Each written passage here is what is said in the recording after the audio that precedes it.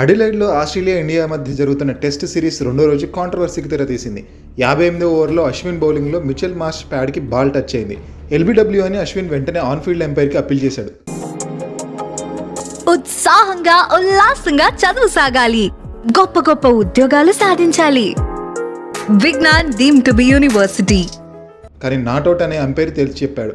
ఆ వెంటనే రోహిత్ శర్మ, అశ్విన్ మాట్లాడుకున్నారు. అది నేరుగా ప్యాడ్స్కి తగిలిందని, అవుట్ అని కాన్ఫిడెంట్గా థర్డ్ ఎంపైర్కి అప్పీల్ చేశారు. థర్డ్ ఎంపైర్ రిప్లై వేసుకుని గమనించాడు. బాల్ బ్యాట్కి తగిలిందా ప్యాడ్కి తగిలిందా అర్థం కాక చాలాసేపు రివ్యూ చేశాడు. ఎటూ తేల్చుకోలేక మళ్ళీ ఆన్ఫీల్డ్ ఎంపైర్కి డిసిషన్ వదిలేశాడు. ఆన్ఫీల్డ్ ఎంపైర్ నాట్అవుట్ అని తన డిసిషన్ చెప్పాడు. ఇలా ఇండియా ఓ రివ్యూని వేస్ట్ చేసుకోవాల్సి వచ్చింది. అయితే నాట్అవుట్ అని ప్రకటించిన తర్వాత ఓ వీడియో ప్లే చేశారు. అందులో చాలా క్లియర్గా బాల్ ముందుగా ప్యాడ్కి తగిలిందని కనిపిస్తోంది. ఇదే ఎన్నో డౌట్స్కి తెరతీసింది. నాట్అవుట్ అని చెప్పిన తర్వాత ఈ యాంగిల్లో ఫోటోలు వీడియోలు ఎలా వచ్చాయని Australia magic cricketer Matthew Hayden commentary చేస్తుండగా లైవ్లోనే క్వశ్చన్ చేశాడు.